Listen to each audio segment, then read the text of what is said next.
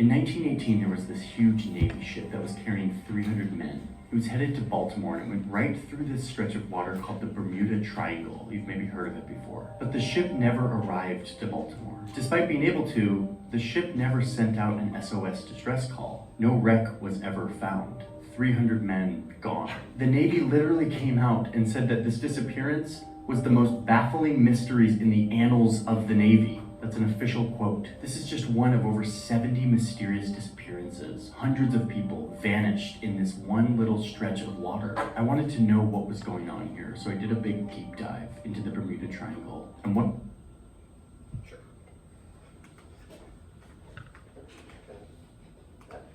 So how many of y'all have heard about the Bermuda Triangle is paranormal and like weird stuff happens there? Everyone's like, what happened? You go over there and they're like, you vanish. So, I mean, is anyone afraid to fly over that area? Can you imagine leaving Florida and you're like, oh my God, am I gonna disappear? You know what I mean?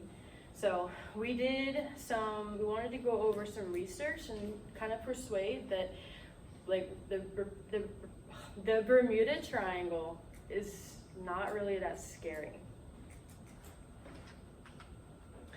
So, did you want to go over this part? I was prepared for the last one. Okay. So, what the original information, which was the USS Cyclops, was a ship that manned about, how many people was it again? It was about 306 people. 306 people, and they went over to where their destination was, and they disappeared. And then for the compass, would you mind going over the compass?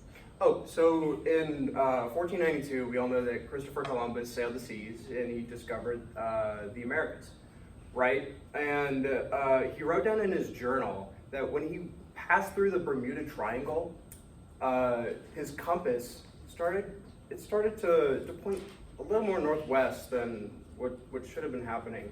And as he got further into the triangle, it just started pointing the wrong way. So this was really the first recorded instance of the Bermuda Triangle being strange and this body of water being significant. But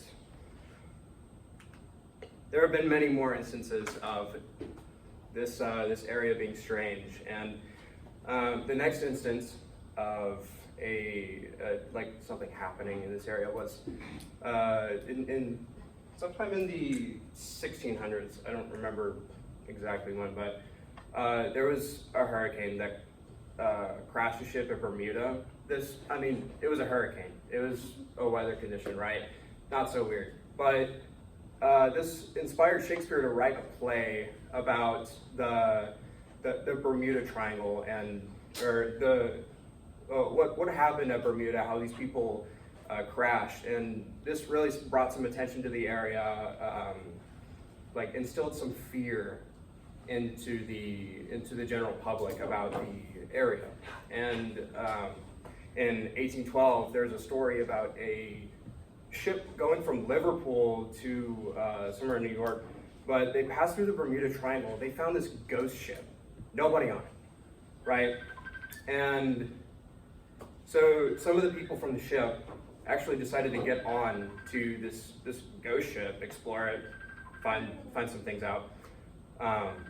Anyways, they were separated by a storm, and when they reunited with the ghost ship, there's nobody on it. Nobody on the ship.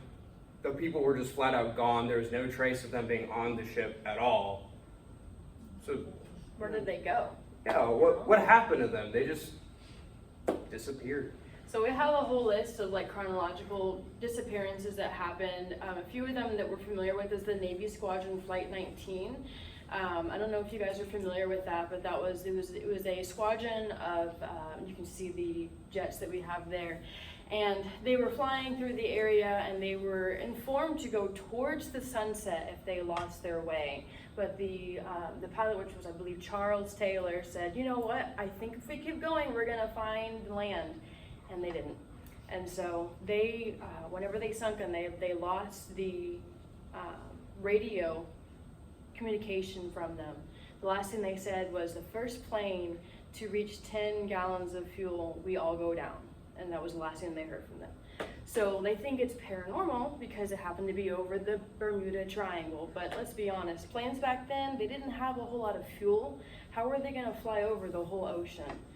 And so how is it paranormal whenever what probably could have happened is they probably hit a storm, or they probably just couldn't find their way, and that was it. So a lot of the other examples we have here are gonna be like fishing boats. Smaller airplanes and aircraft, and they're not familiar with how the weather was back then. That area was about a lot of those tropical storms, there was hurricanes. We have some more examples actually.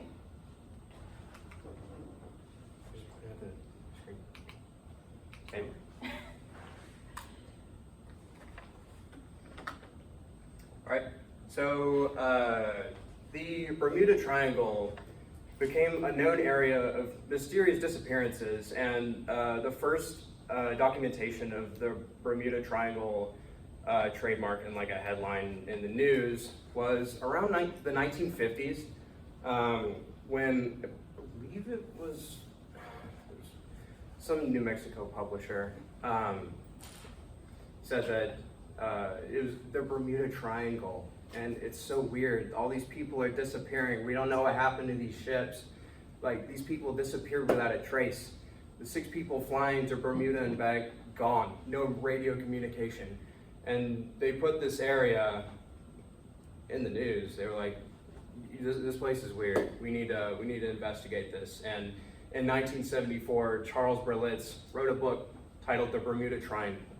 And this book was huge. As of today, it's been translated in 30 different languages and sold over 20 million copies, but this was really the source of the mysteriousness behind the Bermuda Triangle. In this book, Charles Berlitz tries to explain some reasons that the Bermuda Triangle is weird, and tries to offer some explanations as to why the Bermuda Triangle has been making things disappear without a trace. So in his book, he he introduces the idea that some strange crystals on the islands have connecting energies, and they're making the ships disappear. They're making the radio communications not work. Planes are flying into wormholes in the Bermuda Triangle.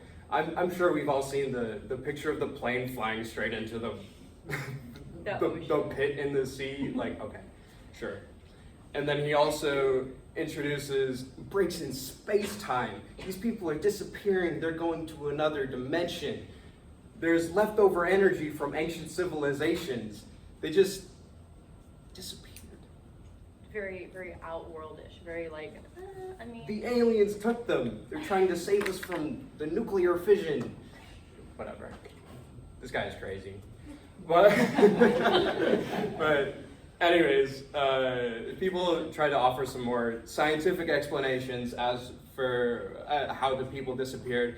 People offered the geomagnetism as to why Christopher Columbus's compass was off. And the methane gases under the water explain why the ships disappear. Because when those gases come up, they create holes in the water. That's how whirlpools start. And that would explain the ships, but how did the planes disappear, right? 6 planes gone at once. And so people offer the theory that hurricanes took the planes, and they just disappeared in the storms without a trace. But, I mean, all of these explanations, it's just a bunch of buzzwords, honestly. Like hurricanes, yeah. Sure, you'd be able to see those on the weather radar, but how these people just straight up disappeared without a trace, they haven't found the wreckage of the planes, they're just gone. It wasn't really explained, but I don't really have a good transition sound. So pretty much a lot of it is that there is a lot of natural causes in that area that's not just giant portals, or like there's giant like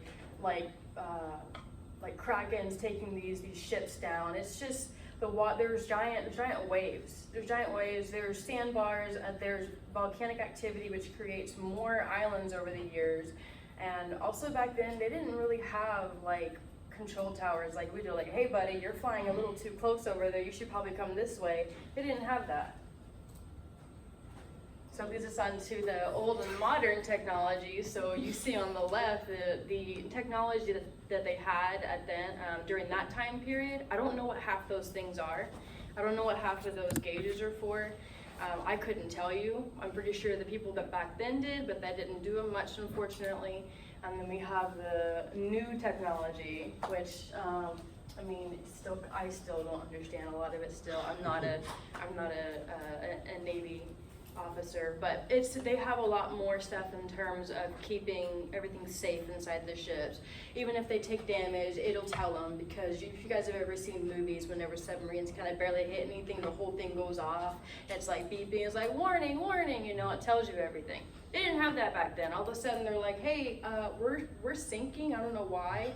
There's coral underneath the ocean that they're hitting. There's a lot of explanations for it. Oh, here we go into the part that I prepared for. So, according to the Alliance, is the Alliance company.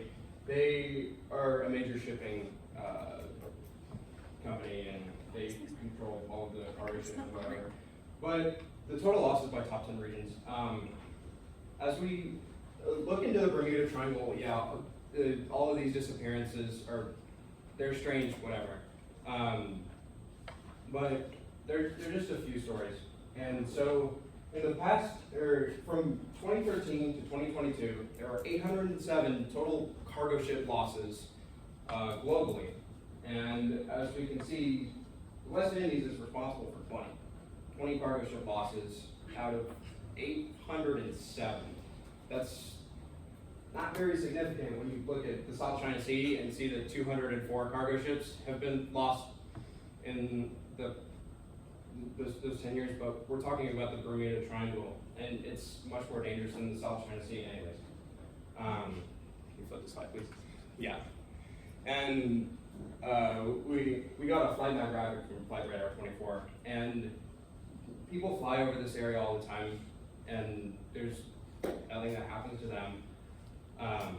There's even you can't hold up, this thing's not working. There's little hot air balloons. Like, why aren't they going under? There's 2 hot air balloons over the Bermuda Triangle. They're not worried at all, and you shouldn't be worried about the Bermuda Triangle. Well, this slide is good. Thank you. 13 minutes, I wait. Yeah. And 1.8% of vessels experienced a casualty in 2021, but out of the 8,634 boats that traveled through Bermuda Triangle in the year, there were 2 casualties from a boat collision, and nothing else recorded for the whole year. And that's pretty significant information. And you know, when we look at the Bermuda Triangle, we think of all these stories, and it's hard not to confuse them with facts. And yeah, so when you hear all these tales about the Bermuda Triangle, don't confuse it with a story. Just do your own research before you make any conclusions about the Bermuda Triangle. It's not that weird. That's it.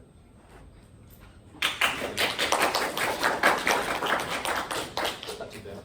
This thing wasn't on. That's why it wasn't working. Oh, It's on. Oh, really? okay. It's All on. right, very good. I'm glad you found it. Thank you.